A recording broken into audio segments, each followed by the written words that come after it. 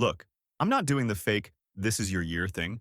You've heard that every year. And if that worked, you'd already be living on a yacht, journaling at sunrise, and drinking green juice like it pays rent. Here's the thing.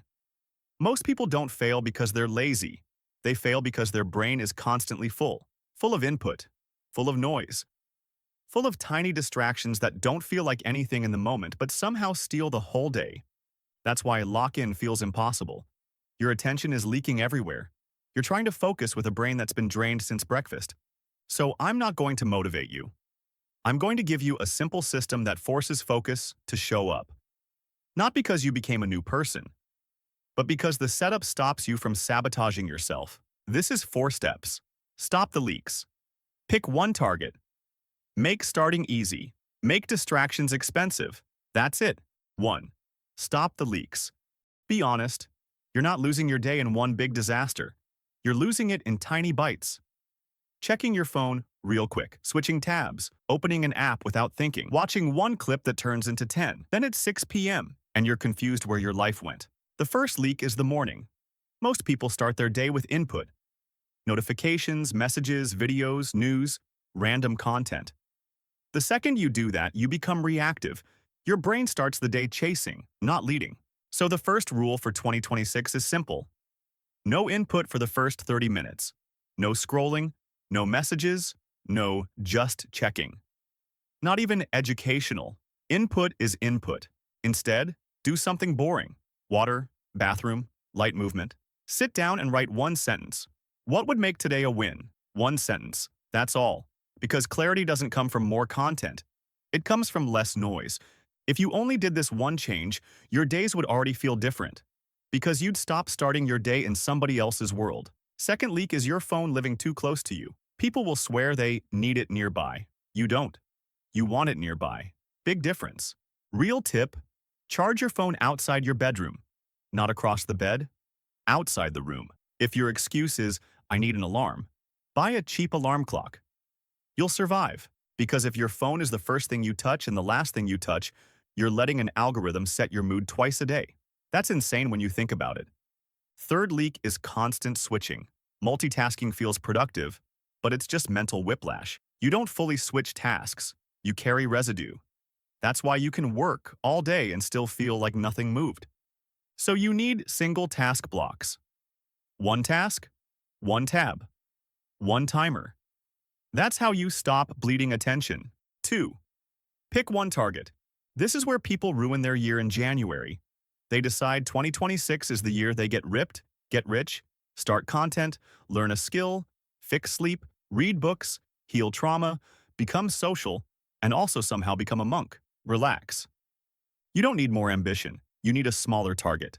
Pick one focus for the next 90 days. 1. Not because you're weak, because momentum requires focus, and focus requires saying no. Here's how you pick it. Ask 3 questions. If it passes, it's the one. 1. If I improve this, will other areas improve too? 2. Would I still want this if nobody clapped? 3. Can I measure progress weekly? If you can't measure it, you'll lie to yourself. And your brain loves lying to you because it keeps you comfortable. Now, define the minimum. Minimum is everything, not your best day plan. Your worst day plan. Write this sentence. The minimum I do daily is hours. Minimum examples. 20 minutes of focused work, 1 workout or a long walk, 10 pages of reading, 1 outreach, 1 practice set. Something small but consistent. Because consistency beats intensity. Every time. If you can win on your worst day, you'll become dangerous on your best day. 3. Make starting easy. Most procrastination isn't, I hate the task. It's, I hate starting. Starting feels like a cold jump. Your brain resists the transition. That's why you suddenly want to clean your room, drink water, reorganize your desk, and research keyboards like you're opening an office. So here's the tool that actually works. The 2-minute start. Your only job is to start for 2 minutes. Open the document. Write a bad sentence. Do the first warm-up set. Read 1 paragraph. Solve 1 problem.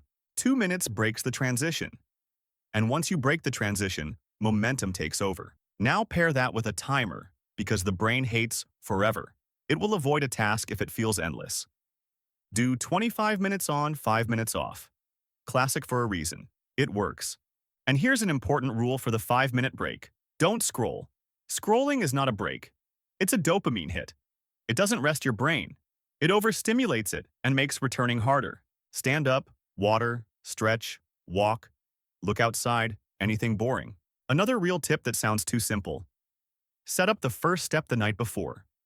Laptop open. Notes ready, clothes laid out. Book on desk. Because in the morning, you're not choosing between work and scrolling. You're choosing between easy and hard. So make the good thing easy. 4. Make distractions expensive. Willpower is unreliable. It disappears when you're tired, stressed, bored, or slightly annoyed. So we don't rely on willpower. We rely on friction. Friction works even when you don't. First, notifications off by default. If it's urgent, someone will call. Everything else can wait. Second, move social apps behind a wall. Delete them during weekdays. Or log out every time. Or bury them in a folder off the home screen. Make it annoying. Third, phone out of reach during deep work, not face down on your desk. Out of reach. Better yet, another room. If it's near you, part of your brain is still monitoring it. That's why you feel mentally split. Now, the sneaky distraction people ignore is productive consumption. Watching videos about discipline. Watching videos about business. Watching videos about studying. Learning is good, but most people use learning as procrastination because it feels productive without risk. So here's a rule. Consumption only after production. No content until you hit your daily minimum. That one rule alone fixes so much, it's stupid. The weekly reset. How you stop falling off. Here's how you make this stick without becoming obsessive.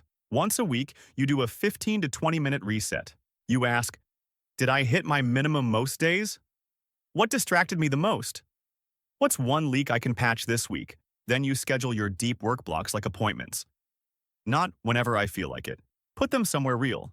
And you pick one kill item. One thing you stop doing this week. One leak. Patch it.